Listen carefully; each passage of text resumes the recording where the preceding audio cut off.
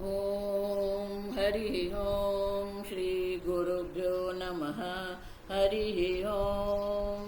ॐ भद्रं कर्णेभिः शृणुयाम देवाः, भद्रं पश्येमाक्षभिर्यजत्राः, स्थिरैरङ्गैः स्तुष्टुवागुंसस्तनूभिः व्यशेम देवहितं यदायुः। स्वस्ति न इन्द्रो वृद्धश्रवाः, स्वस्ति नः पूषा विश्ववेदाः, स्वस्ति नस्तार्क्ष्यो अरिष्टनेमिः, स्वस्ति नो बृहस्पतिर्दधातु।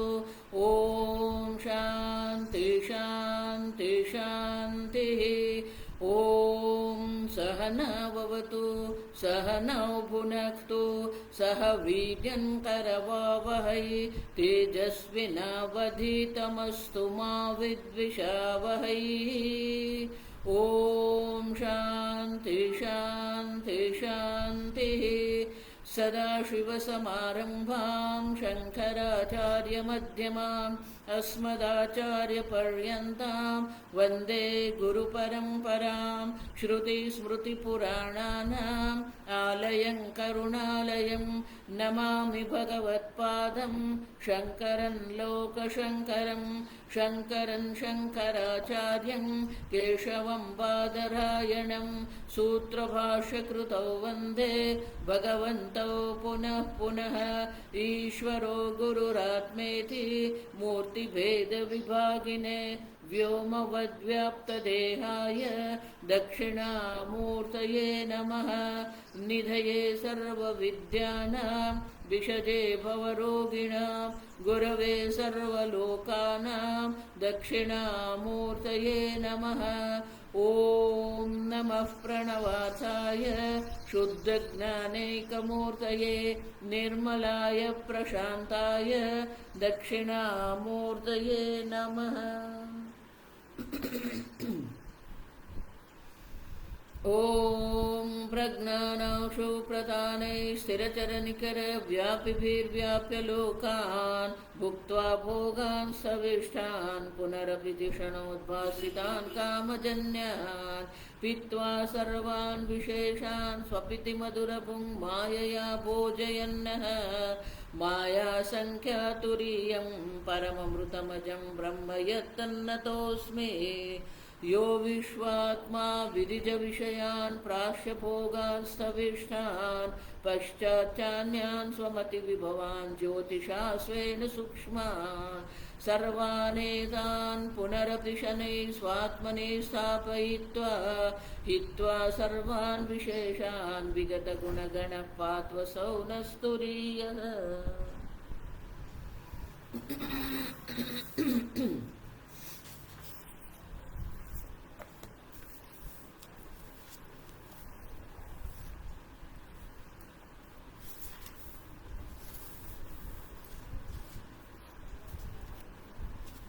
गीता प्रेस पारा नंबर 211 24 कार्यक्रम।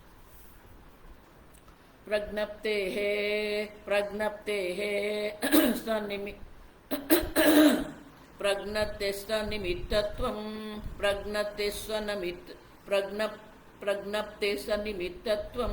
प्रज्ञप्तेस्तन्निमित्तत्वं अन्यथा द्वयनाशतः संक्लेशश्चोपलब्धिश्च परतन्त्रता स्थिता मता।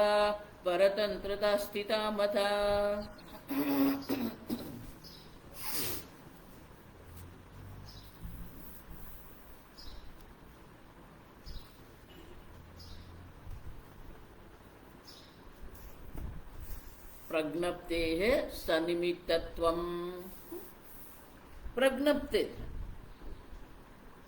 प्रज्ञप्ति माने कि जो ज्ञान हमें हो रहा है, ये जगत में जब हम व्यवहार करते हैं तो व्यवहार में हमें ये ज्ञान है। अब देखिए,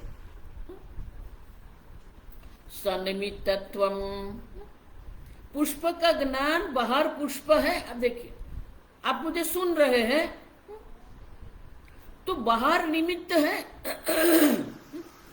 आप अपने स्वप्न में मुझे नहीं सुन रहे हैं, तो जो श्रवण क्रिया हो रही है का बाह्य निमित्त है, और इसीलिए प्रज्ञप्ते है, जो विषय का ज्ञान हमें होता है उनका निमित्त जो है वो बाहर है, बाहर पुष्प है, सूर्य है, चंद्र है, वायु, अग्नि। आप देखिए, तो बौद्ध संप्रदाय का एक संप्रदाय जो है वो बाह्यार्थवाद उसको कहते हैं। वो लोग कहते हैं बाह्यार्थ मानी बाह्य विषय है। आप कैसे कह सकते हो कि न किंचित वस्तु जायते, कुछ उत्पन्न हुआ ही नहीं है, आप कैसे कह सकते हो? क्योंकि बाह्य निमित्त है, और निमित्त होने से ही बाहर पुष्प है, इंद्रिय प्रमाण है, और मन में पुष्प का ज्ञान होता है। और अगर आप अन्यथा अगर आप कहेंगे कोई वस्तु की उत्पत्ति हुई ही नहीं है तो द्वयनाशत है। आप देखिए, तो बाहर कोई विषय ही नहीं रहेगा, बाहर विषय नहीं है तो ज्ञान नहीं होगा। अब देखिए व्यवहार कैसे होगा? ये व्यवहार हो रहा है, ज्ञान हो रहा है, और इसलिए बाहर निमित्त है, कुछ उत्पन्न नहीं हुआ है, उत्पत्ति ही नहीं, आप ऐसा नहीं कह सकते हो। और अगर आप कहेंगे कि उत्पत्ति है ही नहीं तो द्वैत का ही नाश हो जाएगा। निर्विषय अगर मुझे ज्ञान हो रहा है, बाहर पुष्प नहीं लेकिन मुझे पुष्प का ज्ञान हो रहा है। अब देखिए, तो शब्द की प्रतीति जो हमें रही है, पुष्प की विषय की जो प्रतीति हमें होती है, 5 महाभूत के 5 विषय है, शब्द, स्पर्श, रूप, रस, गंध। अब देखिए, तो 5 शब्दादि जो विषय जो है अगर बाहर है ही नहीं तो निर्विषय ज्ञान हो सकता है क्या? द्वयनाशत है। आप देखो, द्वय का अभाव हो जाएगा, द्वय का नाश हो जाएगा, तो फिर तो ये ज्ञान निर्विषय ज्ञान होगा ही कैसे? उतना ही नहीं, संक्लेश उपलब्धिश्च। अब देखिए, दूसरा कारण देते हैं, ये जो बौद्ध बाह्यार्थवाद जो है ना, उनकी दृष्टि से यहां स्वयं गौड़पादाचार्य जी ये प्रश्न उठाते हैं, प्रक्षेप उसको कहते हैं, आक्षेप जिसको कहते हैं। तो बोले बाह्य विषय में भी उतना ही नहीं, जो संक्लेश है, क्लेश जो हमारे मन में होता है, हमारे शरीर में होता है, तो उनका निमित्त बाहर है।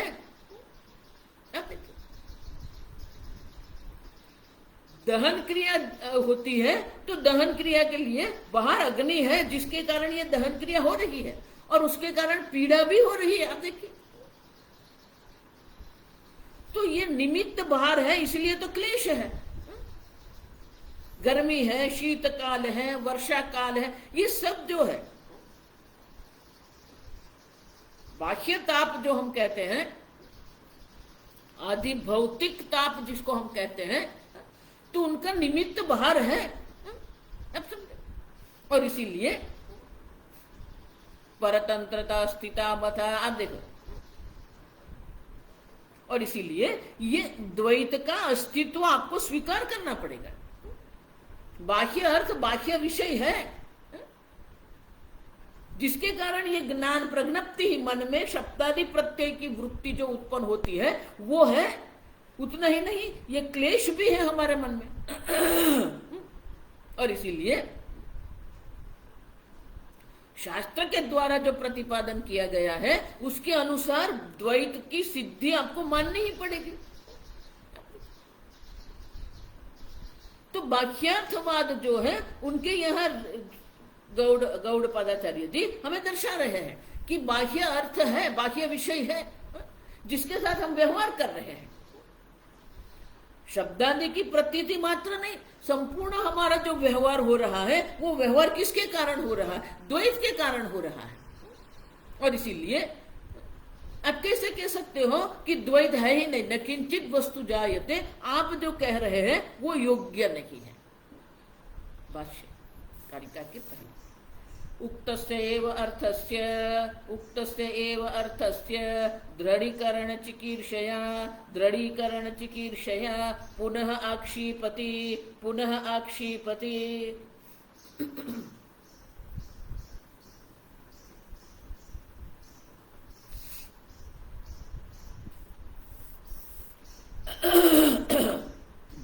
शंकराचार्य जी कहते हैं उक्तस्यैव अर्थस्य। उक्तस्य अर्थ माने क्या है? वस्तुनः नास्ति। अब देखो, वस्तुतः जन्म, किसी भी वस्तु से किसी भी वस्तु की उत्पत्ति हुई नहीं है। आप जो ये अजातवाद कह रहे हैं, वस्तुनः नास्ति वस्तुतः जन्म इति उक्त अर्थस्य, तो किसी भी वस्तु से किसी भी निमित्त से कोई वस्तु की उत्पत्ति नहीं हुई है, ये जो आपने समझाया है, उसी को दृढ़ करने के लिए दृढ़ीकरण। आप देखो, ये दृढ़ीकरण शब्द है, स्पष्टीकरण, एकीकरण। आप देखो, एकीभूत। ये विशेष प्रकार का एक प्रत्यय है। अदृढ़म दृढ़म करोति दृढ़ीकरणम। जो दृढ़ नहीं है, जो निश्चित नहीं है, उसको दृढ़ करना, उसे दृढ़ीकरण कहते हैं। अस्पष्टम स्पष्टम करोति, स्पष्टीकरण। अब देखिए, अनेक वैश्वीकरण। तो शंकराचार्य जी कहते हैं कि अगर आगे जो हमें उक्त अर्थ से आगे जो हमें उपदेश किया गया है, उनके अर्थ अगर हमारे मन में दृढ़ नहीं हुआ है, तो उनके दृढ़ीकरण के लिए ही ये आक्षेपति गौड़पादाचार्य जी ये आक्षेप कर रहे हैं। तो गौड़पादाचार्य जी की इच्छा तो क्या है? दृढ़ीकरण चिकीर्षया, दृढ़ करने की इच्छा से, दृढ़ करने की इच्छा से ही ये आक्षेप गौड़पादाचार्य जी कर रहे हैं। इनके द्वारा गौड़पादाचार्य जी बाह्यार्थवाद को सिद्ध नहीं कर रहे हैं, लेकिन हमारे मन में ही किसी भी वस्तु का जन्म नहीं हुआ है, उसे स्पष्ट करने के लिए ये कारिका है, भाष्य।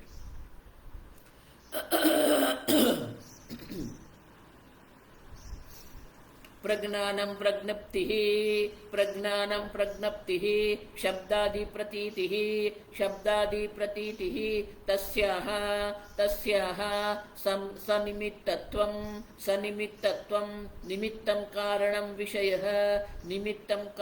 विषयः इति एतत् सनिमित्तत्वं सविषयत्वं।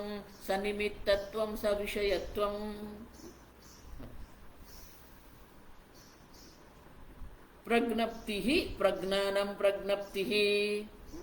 यहाँ प्रज्ञान मानी ब्रह्म नहीं है, ज्ञान नहीं है। तो शंकराचार्य स्वयं अर्थ करते हैं शब्दादि प्रतीति। हमारी बुद्धि में जो शब्दादि का जो ज्ञान होता है, जो वृत्ति उत्पन्न होती है, पुष्पाकार वृत्ति उत्पन्न होती है, शब्दाकार वृत्ति उत्पन्न होती है, गंधाकार वृत्ति उत्पन्न होती है, वो वृत्ति को शब्दादि प्रतीति कहते हैं। तो वो जो प्रज्ञप्ति जो है, शब्दादि की जो हमारी बुद्धि में प्रतीति होती है,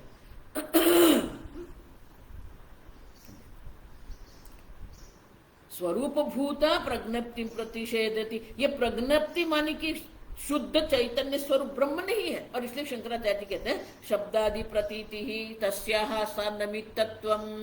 वो जो प्रज्ञप्ति है वो सनिमित्तत्व, उसका निमित्तत्व, निमित्तपना है। अब देखिए,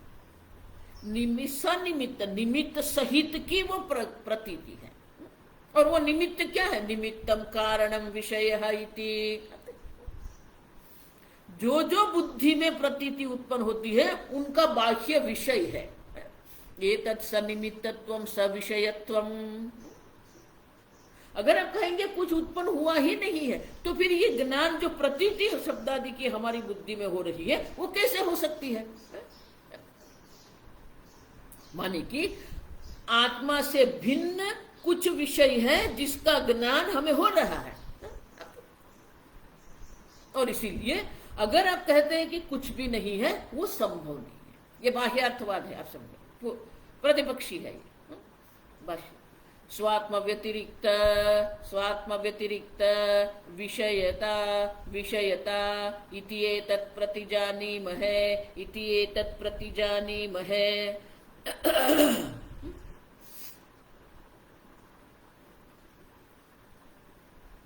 स्वात्म व्यतिरिक्त विषयता इति प्रतिजानीमहे। हम प्रतिज्ञा करते हैं कि आत्मा से भिन्न विषय बाहर है, जिसके कारण ये मन में ज्ञान वृत्ति उत्पन्न होती है।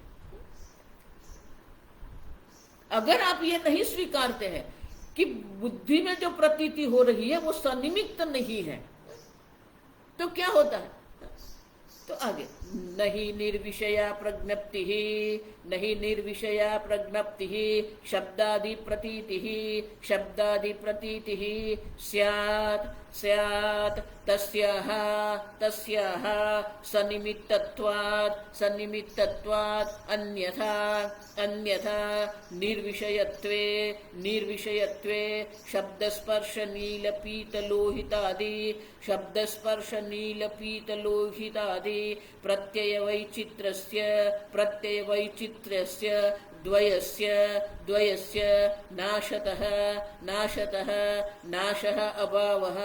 नाशः अभावः प्रसज्येत इत्यर्थः।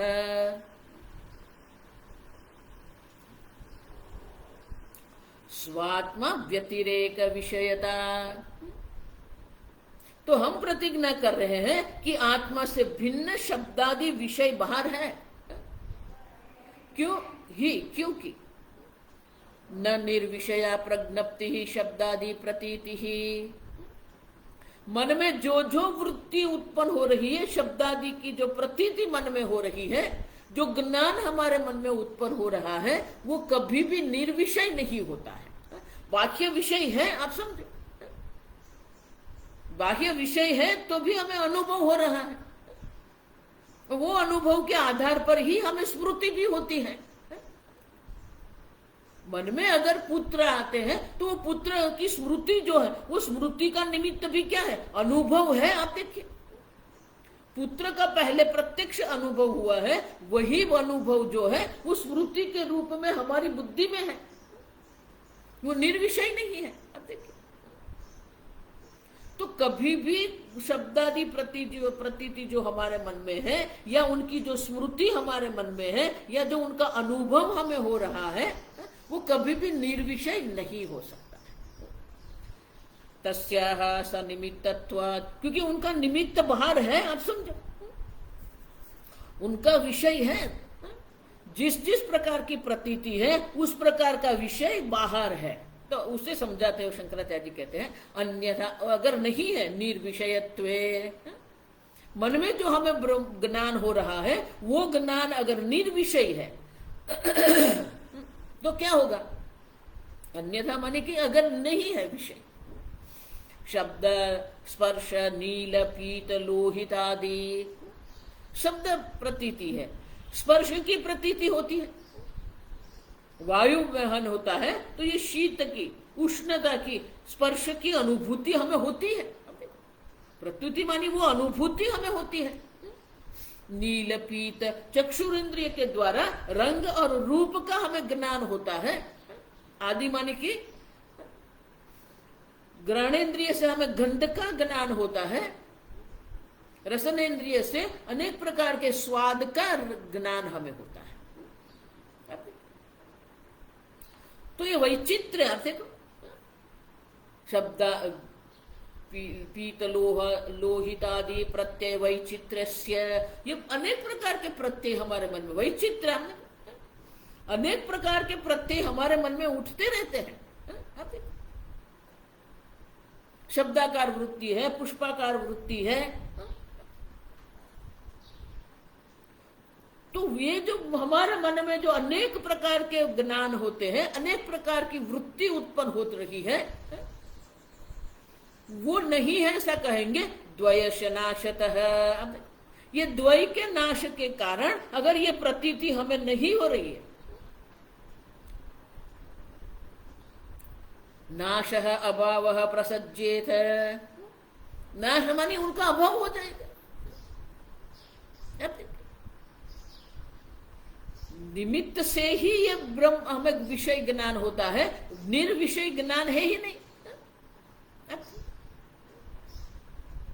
और इसीलिए आपको भी स्वीकार करना पड़ेगा कि आपकी बुद्धि में जितनी प्रतीति, जितनी वृत्ति उत्पन्न हो रही है, विषय ज्ञान जो हो रहा है, उनके लिए ये बाह्य विषय है। अगर नहीं कहेंगे तो क्या होगा? नच प्रत्यवैचित्रस्य द्वयस्य अभावः अस्ति, द्वयस्य अभावः अस्ति प्रत्यक्षत्वात्। तो प्रत्यक्ष है। स्पष्ट रूप से, प्रत्यक्ष रूप से ये सब विषय का, शब्दादि विषय का हम अनुभव कर रहे हैं। आप कैसे कहते हो कि कुछ भी नहीं है? और इसीलिए अतः प्रत्यवैचित्र्यस्य द्वयस्य दर्शनात् परेषां तंत्रं परतंत्रम् इति अन्यशास्त्रं तस्य परतंत्रस्य परतंत्र आश्रयस्य बाह्यार्थस्य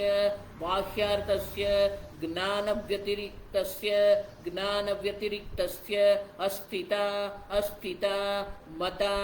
मता अभिप्रेता।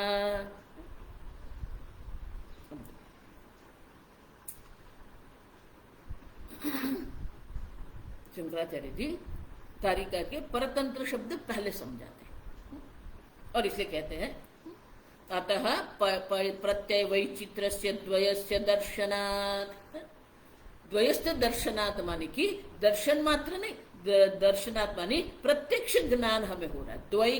द्वैत जिसको आप कह रहे हैं, वो द्वैत का प्रत्यक्ष ज्ञान प्रत्येक मनुष्य को हो रहा है। और उनमें भी विचित्रता है। अनेक प्रकार के पुष्प है, अनेक प्रकार के वृक्ष है, अनेक प्रकार के ग्रह नक्षत्र है, अनेक प्रकार के मनुष्य है। आप देखिए, शब्दादि विषय में भी वैचित्रता माने कि विविधता, अनेकता है। और इसीलिए द्वैत है। और इसलिए परेषां तंत्रम परतंत्रम इति अन्य शास्त्र परतंत्र माने कि अन्य शास्त्र है। आप देखिए, उनके अधीन तस्य परतंत्र आश्रयस्य, जो विषय ज्ञान हमें हो रहा है वो अन्य पर आश्रित है। सूर्य का ज्ञान हो रहा है तो बाहर सूर्य है। तो बाह्य, हमारे मन में जो सूर्य की प्रतीति हो रही है वो बाह्य सूर्य पर आश्रित है। बाह्य सूर्य से आश्रित होकर ये हो रहा है। बाह्यार्थस्य, तो बाह्य अर्थ पर आश्रित ये सब ज्ञान है। परतंत्र माने कि ये अन्य शास्त्र आश्रित माने कि अन्य विषय पर आश्रित है जो ज्ञान। और इसीलिए बाह्यार्थस्य ज्ञान व्यतिरिक्तस्य,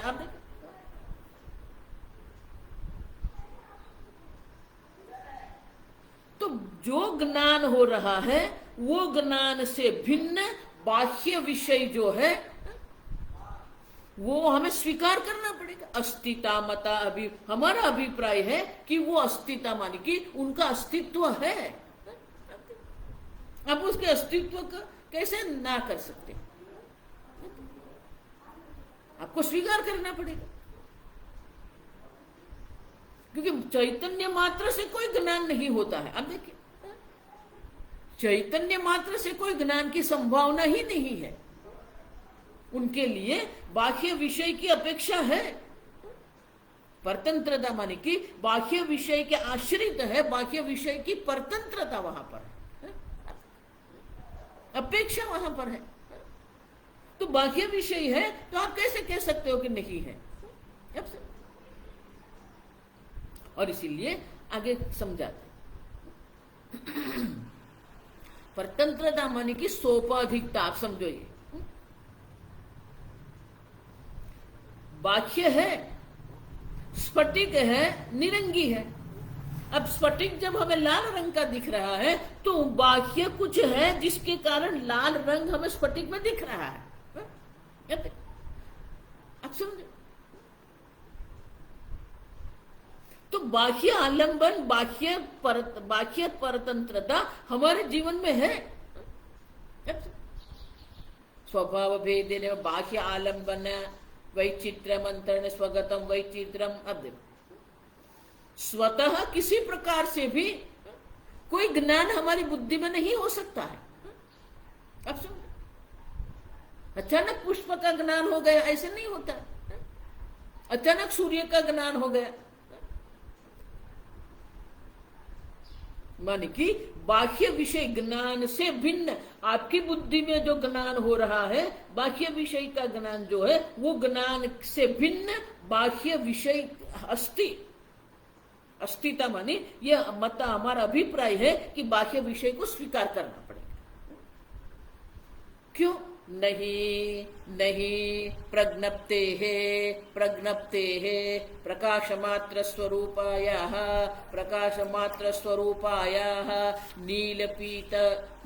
नीलपीतादि बाह्य आलंबन वैचित्रम अंतरेण स्वभाव भेदेन एव वैचित्रम संभवति।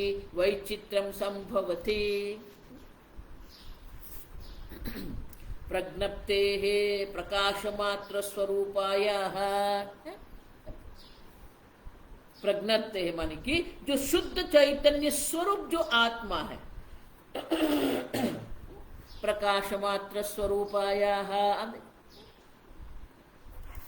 जो स्वयं प्रकाश स्वरूप, स्वप्रकाश स्वरूप जो चैतन्य आत्मा जो है, उनमें किसी भी प्रकार से कोई विचित्रता की संभावना नहीं है, कोई सामग्री नहीं है। नील पीतादि, आप देखो जो अनेक प्रकार के, विविध प्रकार के विचित्र विषय का ज्ञान हमें हो रहा है, तो उनके लिए प्रज्ञप्ते है। अब देखो अंतरेण, उससे भिन्न स्वभाव भेदेन एव वैचित्रम संभवति। तो प्रज्ञप्ति चैतन्य से भिन्न, चैतन्य से अन्य कुछ होना चाहिए जिसके कारण हमारी बुद्धि में ये ज्ञान हमें हो रहा है। आप देखिए, उनके बिना न संभवती, संभव ही नहीं है। चैतन्य मात्र से ये ज्ञान संभव नहीं है। आप समझे, कोई निमित्त बाहर है, बाहर निमित्त है जिसके कारण ये मन में ज्ञान हो रहा है। चैतन्य मात्र से कुछ नहीं हो। देखो इसीलिए निर्गुण ब्रह्म जिसको कहते हैं, शुद्ध चैतन्य जिसको हम कहते हैं, उसमें कोई सामग्री ही नहीं है जिसके कारण हमें पुष्प ज्ञान हो सकता है।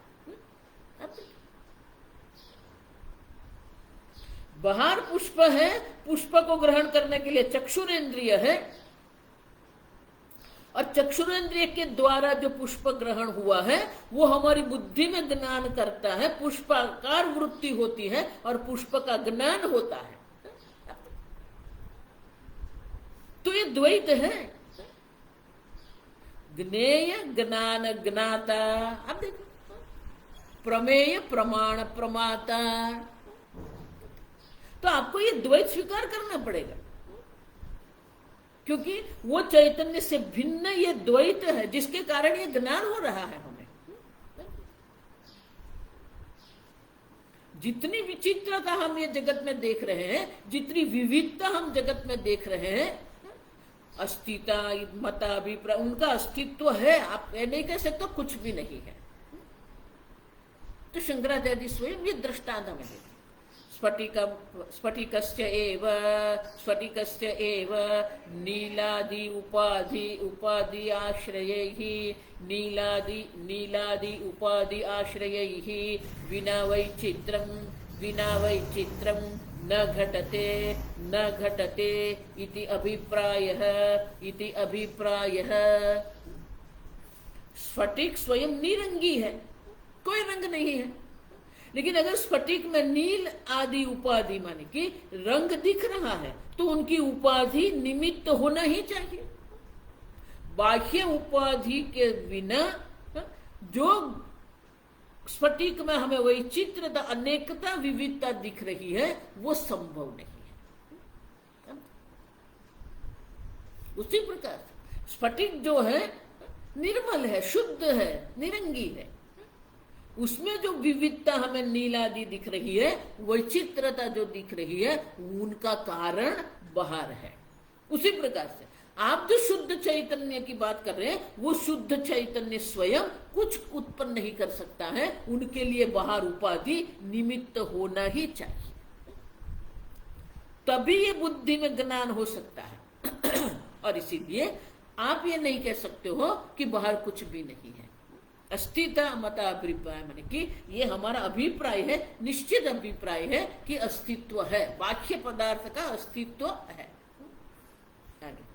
अब तीसरा पाद जो है वो समझाते हैं, संक्लेश।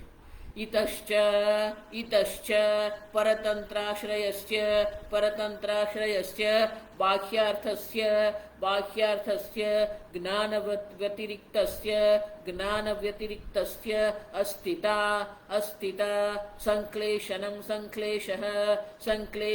संक्लेशः दुःखमित्यर्थः उपलभ्यते हि अग्निदाहादिनिमित्तं दुःखं यदि अज्ञादिबाह्यं दाहादिनिमित्तं विज्ञानव्यतिरिक्तं न स्यात् ततः दाहादिदुःखं न उपलभ्यते।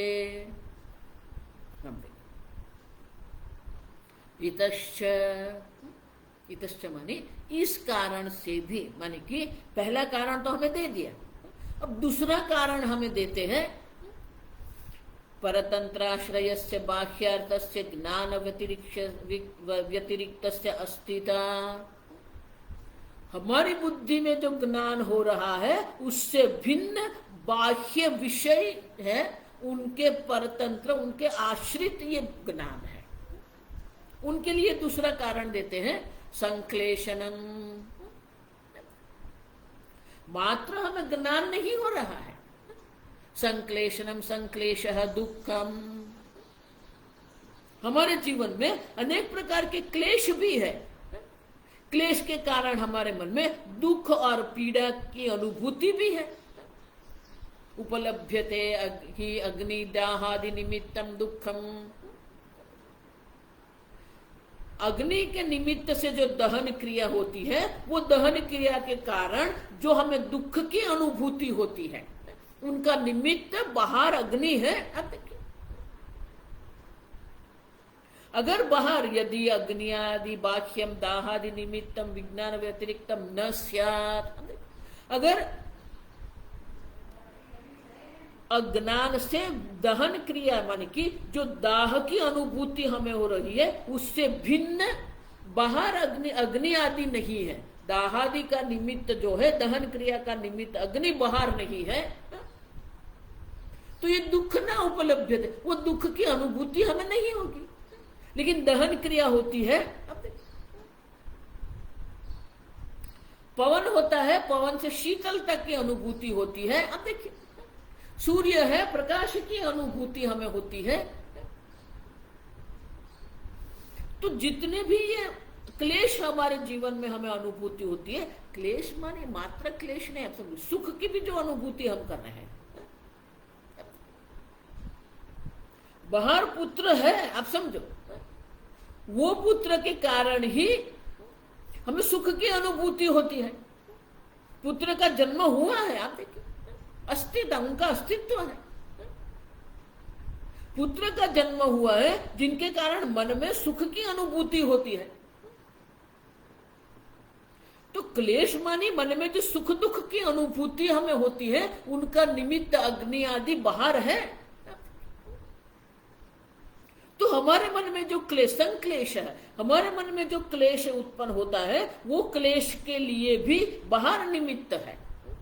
अगर वो नहीं है, बाह्य निमित्त अगर नहीं होगा, तो हमारे मन में ये जो क्लेश है, सुख दुख की जो अनुभूति होती है, वो भी नहीं होगी। लेकिन होती है, आप देखिए। और इसे शंकराचार्य जी कहते हैं उपलभ्यते तु अतः तेन मन्यामहे अस्ति बाह्य अर्थः इति न हि विज्ञान मात्रे संक्लेशः युक्तः अन्यत्र अदर्शनात् इति अभिप्रायः।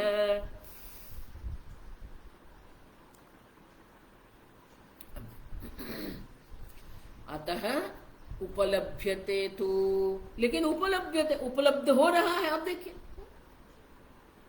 बाहर अग्नि उपलब्ध हो रहा है, जिसके कारण दहन क्रिया हो रही है। अतः मन्याम है, और इसलिए हम ये मानते हैं बाह्य अर्थ अस्ति, बाह्य विषय है। आप कैसे कह सकते हो कि बाह्य विषय नहीं है? क्यों? नहीं विज्ञान मात्रे संक्लेशः युक्तः, चैतन्य मात्र से ये संक्लेश हमारी बुद्धि में उत्पन्न नहीं हो सकता है। अन्यत्र अदर्शनादि इति अभिप्रायः। विज्ञान अव्यतिरिक्त बाह्यार्थ अभावेपि क्लेश उपलब्धि ही विरुद्धः। आप देखिए, बाह्य निमित्त नहीं है तो हमारी बुद्धि में जो क्लेशादि की अनुभूति हमें हो रही है, वो संभव ही नहीं है। आप देखिए, अन्यत्र दाह छेदादि व्यतिरिक्त चंदन पंक लेपादौ इति। तो आप ऐसा क्यों कहते हो? अन्यत्र अदर्शनात्, अग्नि के निमित्त से ही दाह है। चंदन आदि का लेप करेंगे तो शीतलता की अनुभूति हमें होगी। अब देखिए, तो दाह जो हो रहा है, दहन क्रिया जो हो रही है, उनके लिए अग्नि से अन्य कोई नहीं है। हम देखते हैं अन्यत्र अदर्शनात्, माने कि अग्नि से अन्य किसी भी निमित्त से हमें दाह क्रिया नहीं होती है। और इसीलिए हमें स्वीकार करना पड़ेगा कि बाह्य विषय है। अगर बाह्य विषय आप नहीं स्वीकार करेंगे तो बाह्य विषय का ज्ञान भी नहीं होगा, व्यवहार भी नहीं होगा, और जो संक्लेश आदि, जो दुख आदि जो का अनुभव हम कर रहे हैं, वो भी संभव नहीं। और इसीलिए ये सब दिख रहा है, अनुभूति हो रही है, और इसीलिए बाह्य विषय को स्वीकार करना ही पड़ेगा। ये बाह्यार्थवाद है, आप समझो। द्वयाभ्याम अर्थापत्तिभ्याम बाह्यार्थवादे प्राप्ते। दो अर्थापत्तियां देखो। क्यों अर्थापत्ति कहते हैं? अर्थापत्ति किसको कहते हैं? आप देखिए, परोक्ष ज्ञान जो है, अनुमान भी परोक्ष ज्ञान है, अर्थापत्ति भी परोक्ष ज्ञान है। अनुमान क्या है? अनुमान जो है उनमें भी निमित्त है। धूमः, अब देखिए, सीधे सीधे समझ में आता है कि धुआं दिख रहा है तो अग्नि है, क्योंकि जहां जहां धुआं होता है वहां अग्नि होता है। अब ये अनुमान है। अर्थापत्ति मानी क्या है? दो नकार करना है ना, उसे अर्थापत्ति। देवदत्त पीनः, देवदत्त मोटा है। अब देखिए, दीवा न खादती, लेकिन दिन भर कोई उसे खाते हुए देखता ही नहीं, फिर भी वो मोटा है। तो उसका अर्थ क्या हुआ? अगर वो नहीं खाता है तो वो मोटा हो नहीं सकता है। देखो ये आजकल जो चल रहा है ना, ये डाइट का ये सब, आप सब वजन बढ़ता है मानिए भोजन हो ही रहा है, आप कितना भी कहो। बहुत सारे लोग की आदत, नहीं नहीं मैं कुछ भी नहीं खाता हूं फिर भी ये वजन बढ़ रहा है, हो ही नहीं सकता। आप हवा से किसी का वजन नहीं बढ़ेगा, भोजन अतिरिक्त भोजन से ही ये वजन बढ़ता। तो ये देवदत्त तो मोटा है माने क्या है, भोजन ग्रहण नहीं कर रहा है तो वो मोटा हो ही नहीं सकता। तो ये अर्थापत्ति कहते हैं उसको। अगर वो दिन में नहीं खाता है और फिर भी वो मोटा है, तो अगर वो भोजन नहीं ग्रहण कर रहा है तो मोटा नहीं हो सकता है। दो हुआ ना। इनका अर्थ क्या हुआ, रात्रौ खादति, रात्रि में जब सो जाते हैं, रात में जब सब सो जाते हैं तब वो उठ के खाता है। असंभव है। अगर रात को बारिश नहीं होती तो ये सब गीला नहीं होता, माने कि रात को वर्षा हुई है, उसको अर्थापत्ति है। उसी प्रकार से अगर बाह्य निमित्त नहीं है तो ज्ञान भी नहीं हो सकता है। मन में जो अनेक विचित्र ज्ञान हो रहा है वो संभव ही नहीं है। अगर बाह्य अग्नि आदि नहीं है तो दहन आदि भी नहीं संभव। ये अर्थापत्ति है, आप समझो। लेकिन दाह क्रिया है और उनका निमित्त बाहर अग्नि आदि भी है, और इसलिए आनंदगिरी महाराज कहते हैं कि दो प्रकार की अर्थापत्ति के द्वारा बाह्यार्थवादे प्राप्ते। तो बाह्यार्थवाद है, आप देखिए, विज्ञानवादम उद्भावयति। आप देखिए, तो बाह्य विषय को स्वीकार करना ही पड़ेगा। और बाह्य विषय को आप स्वीकार कर रहे हैं तो बौद्धवाद में दूसरा वाद है, विज्ञानवाद है। अब देखिए, तो ये जो बाह्य निमित्त की आप बात कर रहे हैं, बाह्यार्थवाद जो है वो ये कह रहे हैं, उसी दृष्टि से अब विज्ञानवादी क्या कह रहा है वो अगली कारिका में हमें दर्शाते हैं। अब सब, और इसलिए गौडपाद अरे आनंदगिरी महाराज कहते हैं प्राप्ते विज्ञानवादम उद्भावयति। जो विज्ञानवाद है उसी को यहाँ रज्जू कर रहे हैं, यहाँ उद्भावते माने कि यहाँ दिखा रहे हैं। एक बाह्यार्थवाद है, दूसरा विज्ञानवाद है, शून्यवाद है। आप देखो, बौद्ध में भी अनेक प्रकार के वाद हैं, और इसीलिए अब क्या कर रहे हैं, ये विज्ञानवाद की बात हमें कर रहे हैं।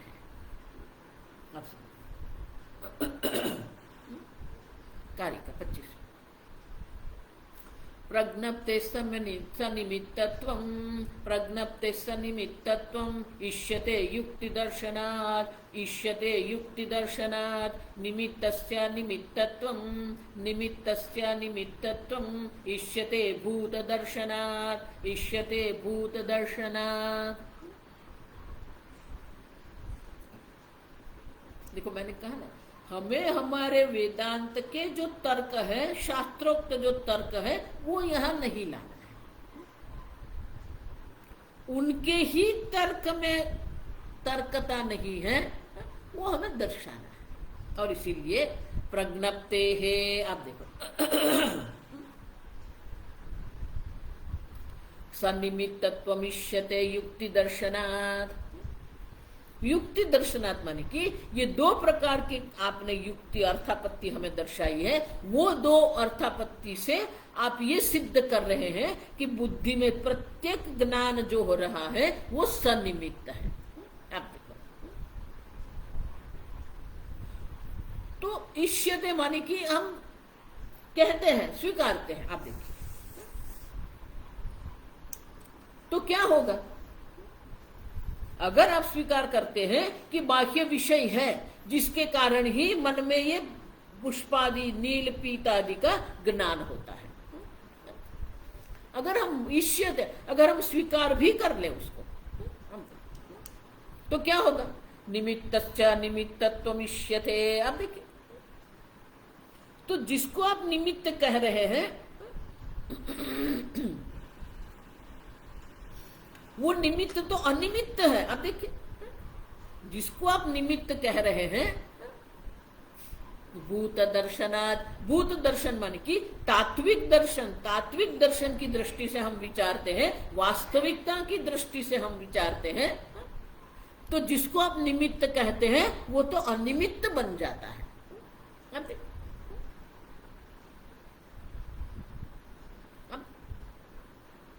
जो विज्ञानवादी है उसको हम ये शब्दादि जो बाह्य विषय जो है उसको हम निमित्त नहीं मानते हैं। अब देखिए, निमित्तस्य अनिमित्तत्वम, निमित्त को हम निमित्त नहीं मान, अनिमित्तत्व माने कि उसको हम निमित्त नहीं मान रहे हैं। हमारी बुद्धि में जो प्रतीति हो रही है, तात्विक दृष्टि से अगर देखते हैं तो हम उसको नहीं मानते हैं। अब देखिए, तो आप ऐसा क्यों कहते हो? तो शंकराचार्य कहते हैं अत्र उच्यते बाढ़म एवं प्रज्ञप्तेः सनिमित्तत्वं द्वयक्लेश उपलब्धि युक्ति दर्शनात् इष्यते त्वया। तेरे द्वारा ये इच्छनीय है, ये स्वीकार्य है कि जो जो प्रतीति हमारे मन में हो रही है उनका बाह्य निमित्त है, और उनके लिए तूने हमें दो अर्थापत्ति भी दे दिया, युक्ति दर्शनात्। तो युक्ति से आप सिद्ध कर रहे हैं कि ये है। आप समझो, बाढ़म माने ठीक है, थोड़ा रुक जाइए, इतने आनंदित होने की आवश्यकता नहीं है आपको। आप समझो, कई बार क्या होता है कि थोड़े एक तर्क में आप सिद्ध हो जाते हैं तो लोग ये मानने लगते हैं, देखो हमने कहा था ना ये सत्य है। तो शंकराचार्य जी कहते हैं बाढ़म। अब देखिए, बाढ़म माने कि थोड़ा रुक जाए, अति उत्साहित होने की आवश्यकता नहीं है। ठीक है, आप कह रहे हैं कि बाह्य विषय है, तो यहां पर आप रुक जाइए। क्यों? स्थिरीभवतावत त्वं युक्ति दर्शनम वस्तुनः तथात्व अभ्युपगमे कारणम इति अत्र ब्रूहि किम ततः इति उच्यते। स्थिरीभव, रुक जाइए। त्वं युक्ति दर्शनम वस्तुनः, तूने ये युक्ति हमें दर्शा दी है, तूने हमें ये तर्क दर्शाया है। आप देखिए, तथात्व उपगम्य। लेकिन तथात्व, आप देखो, तथात्व माने कि जैसा दिख रहा है वैसा। तो ये बाह्य पदार्थ जो है, बाह्य वस्तुनः पदार्थ से तथात्वं प्रज्ञप्ति विषयत्वं तस्य उपगमे कारणम। अब देखो,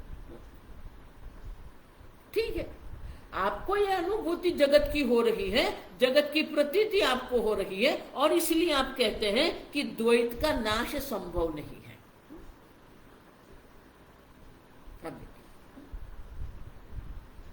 लेकिन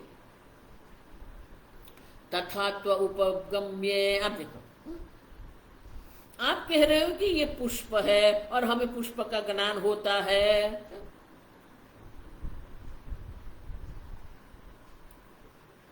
तो ये पुष्प जिसको आप कह रहे हैं, आप बाह्यार्थ को स्वीकारते हैं, बाह्य विषय को स्वीकारते हैं। तो ये विज्ञानवादी जो है, वो विज्ञानवादी स्वयं बाह्यार्थवादी पर प्रश्न उठाता है। हमें कुछ नहीं करना, वो ही कर रहे हैं। तो विज्ञानवादी कह रहे हैं कि ठीक है, आप रुक जाइए। आप कह रहे हैं तथात्वाभ्युपगमे कारणमिति अत्र ब्रूहि किम ततः इति। अब आप जिसको बाह्य विषय कह रहे हैं, वो जो घटादि बाह्य विषय, पुष्पादि जो बाह्य विषय जो है, वो हमारे लिए स्वीकार्य नहीं है। अब देखिए क्यों क्यों? निमित्तस्य प्रज्ञप्ति आलंबन अभिमतस्य। अब कारणमिति अत्र ब्रूहि किम ततः इति। अगर बाह्य विषय आप स्वीकार कर रहे हैं तो सही में, तथा तो माने कि सही में वहां पुष्प है ऐसा आप कह रहे हैं, तो वो जो पुष्प बाहर जो है उसका कारण क्या है, आप हमें समझाइए।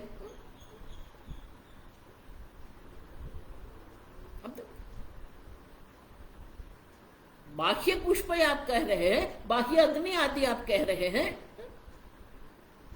कारणमिति ब्रूहि तत्र किम, तो उनका कारण क्या है? बाह्य विषय को जो आप स्वीकार कर रहे हैं उनका कोई कारण तो होना चाहिए ना। वैसे ही पुष्प नहीं दिखेगा आपको, वैसे ही अग्नि आदि का दहन क्रिया नहीं है, तो उनका कारण क्या है? आप मुझे ये दर्शाए कि उनका कारण क्या है। उच्यते उच्यते निमित्तस्य निमित्तस्य प्रज्ञप्ति प्रज्ञप्ति आलंबन आलंबन अभिमतस्य अभिमतस्य घटादेः घटादेः अनिमित्तत्वम् अनिमित्तत्वम् अनालंबनत्वम् अनालंबनत्वम् वैचित्र्य वैचित्र वैचित्र अहेतुत्वम् अहेतुत्वम् इष्यते अस्माभिः कथं कथं भूतदर्शनात् भूतदर्शनात् परमार्थदर्शनात् परमार्थदर्शनात् इति अभिप्रायः।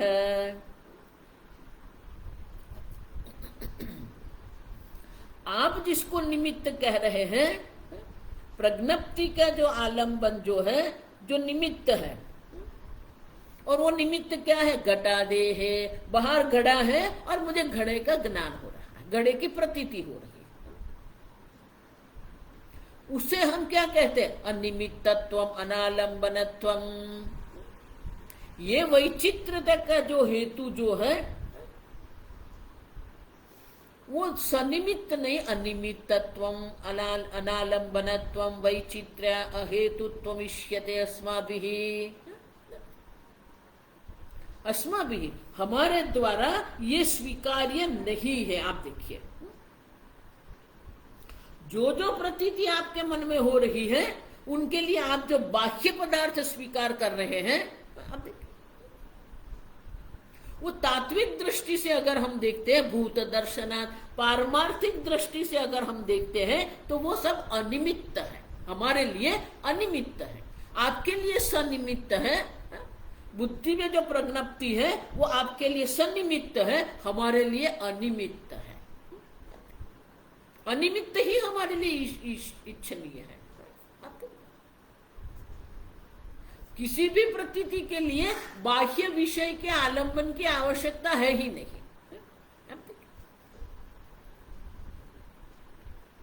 तो बोले कैसे कर सकते हो? नहीं घटः नहीं घटः यथाभूत यथाभूत मृत उपदर्शने सति सति तद्व्यतिरेकेण अस्ति अस्ति। वो कह रहा है कि भूत दर्शनात्, भूत दर्शन माने उनका तत्व। आप जिसको कह रहे हैं कि बाहर घड़ा है और मुझे घड़े का ज्ञान हो रहा है, लेकिन जिसको आप घड़ा कह रहे हैं वो घड़ा जो है, वो घड़ा किसको कहेंगे आप? यथाभूतम, यथाभूत माने कि घड़ा का जो स्वरूप जो है, जो घड़ा आप कह रहे हैं वो घड़ा का अपना स्वरूप है, अपना कारण है। आप देखिए, यथाभूत मृत उपदर्शने सती, मिट्टी के दर्शन के बिना घट का दर्शन होता ही नहीं है। तद अव्यतिरेकेण न अस्ति। अब देखिए, जब आप घट दर्शन कहते हैं तो मृद दर्शन से उपदर्शन, आप देखिए बहुत बहुत सुंदर, दर्शन उपदर्शन, उपमानी जो बाद में है, पहले आपको मृद दर्शन होता है, उसके बाद ही आपको घट दर्शन होता है। उपदर्शन है सती, मानी कि मृद दर्शन के बाद ही आपको घट दर्शन होता है।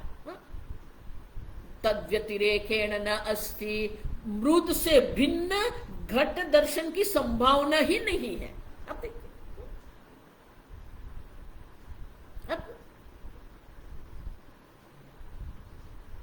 यथा यथा अथ यथा अश्वात् महिषः अश्वात् महिषः पटः वा तन्तु व्यतिरेकेण तन्तवः च अंशु व्यतिरेकेण इति एवं उत्तर भूत दर्शन आशब्द प्रतीति निरोधात् न एव निमित्तम् उपलभामहे इत्यर्थः। बहुत सुंदर है, देखो ये तर्क है। घड़ा दर्शन जो है वो तो उपदर्शन है। पहले मृद दर्शन मिट्टी का दर्शन है, फिर घड़े का दर्शन है। आप देखो, जिस प्रकार से अश्व का दर्शन और महिष का जो दर्शन है, आप देखिए वो अलग है। अश्व दर्शन जो है वो महिष दर्शन से अलग है, लेकिन यहां ऐसा नहीं है। मृद दर्शन के बाद ही घट का उपदर्शन है। मृग दर्शन से भिन्न घट दर्शन है ही नहीं। जिस प्रकार से अश्व दर्शन होता है, फिर आपको महिष का भैंसा का दर्शन होता है, वो दोनों अलग है। आप देखिए, उस प्रकार से ये अलग नहीं है, उतना ही नहीं। पटहवा, अब देखो, पटहवा तंतु व्यतिरेकेण, उसी प्रकार से पट का आप दर्शन कर रहे हैं, वस्त्र का आप दर्शन कर रहे हैं, तो तंतु के व्यतिरिक्त पट का दर्शन संभव ही नहीं है। तंतु का दर्शन है तभी तो आपको पट का दर्शन हो रहा है, और तंतु का भी दर्शन क्यों हो रहा है? तंतवः च अंशु व्यतिरेकेण इति। अब देखो, तंतु का दर्शन हो रहा है क्योंकि तंतु का जो अंश जो है उनका दर्शन हो रहा है। इति उत्तर भूत दर्शन है। उत्तर, पहले हमें ये कारण जो है भूत मानी जो तत्व उनका जो कारण है उनका दर्शन होता है, बाद में वो कार्य का दर्शन होता है। तो कहां तक ये जाएगा? आशब्द प्रत्यय निरोधात। अब देखो,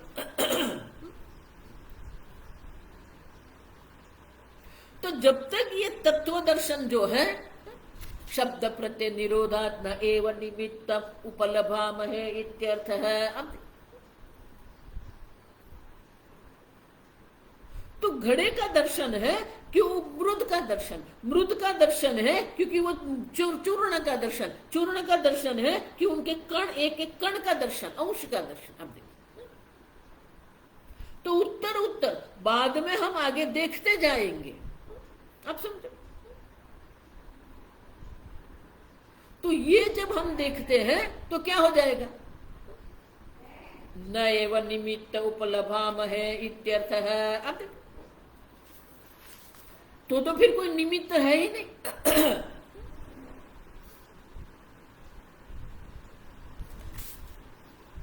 घट दर्शन ही नहीं है। आप देखिए क्या कह रहे हैं? तत्व दर्शन के कारण घट दर्शन ही नहीं है। आप किस घट की बात कर रहे हैं? क्योंकि घट दर्शन में मृद दर्शन है, मृद दर्शन में जो चूर्ण दर्शन है।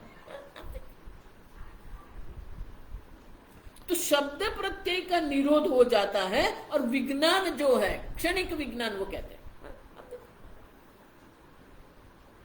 फिर ये शब्द प्रत्यय का भी निरोध हो जाएगा। घड़े का दर्शन भी यहां जो हम निमित्त कहते हैं वो भी नहीं रहेगा, शब्द प्रत्यय भी नहीं रहेंगे। आप समझ रहे हैं? क्योंकि उनका भी कुछ है, उनका भी निमित्त कोई, उनका भी कारण है। तो आ शब्द प्रत्यय निरोध, शब्द प्रत्यय का निरोध हो जाए तब तक आप देखो भूत दर्शन, वो तात्विक दर्शन हमें हो रहा है। घट की अपेक्षा से मृद दर्शन पारमार्थ दर्शन है। मृद दर्शन से उनके चूर्ण कण का दर्शन है, वो परमार्थ दर्शन है। अब देखिए, तो इस प्रकार से जब हम पीछे जाते जाएंगे, कारण का विचार जब हम करेंगे, अब देखो तो घट जो है, घटे मृदात्मना निश्चिते घट शब्द प्रत्यय निरोध। घट जिसको आप कह रहे हैं वो तो मृद है, मिट्टी है। तो मिट्टी है तो घट शब्द जो उसका क्या हो जाएगा, निरोध हो जाएगा। घट शब्द रहेगा ही नहीं, क्योंकि घट है ही नहीं वहां पर। और घट शब्द जो है, घट शब्द प्रत्यय निरुद्ध एवं रीत्या, इस प्रकार से सकल शब्द प्रत्यय निरोधे।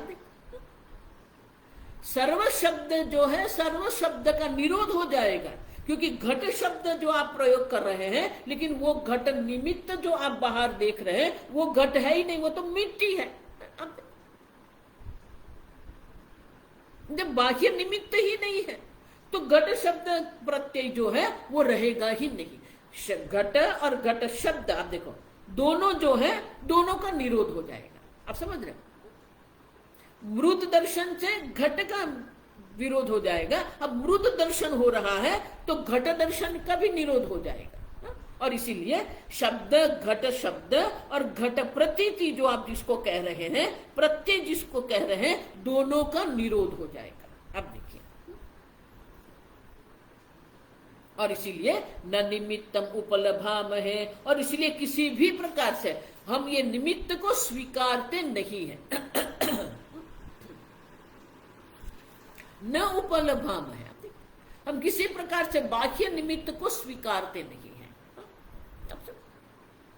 अगर बाह्य निमित्त को आप कह रहे हैं तो वो बाह्य निमित्त भी अन्य निमित्त से है। घट जिसको कहते हैं वो घट मृत के कारण है। और इसीलिए इदानीं भूत दर्शनाद, तो ये भूत दर्शन जो उनका तत्व, उनके कारण का चिंतन जब हम करते हैं तो जो सिद्ध होता है वो तो क्या है, विज्ञान मात्रम। और इसीलिए भूत दर्शन आशब्द प्रत्यय निरोधात, घट शब्द और घट प्रत्यय दोनों का निरोध हो जाता है।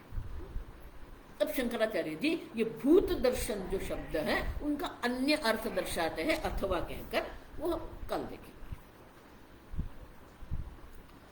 ओम असतो मा सद्गमय तमसो मा ज्योतिर्गमय मृत्योर्मा अमृतंगमय।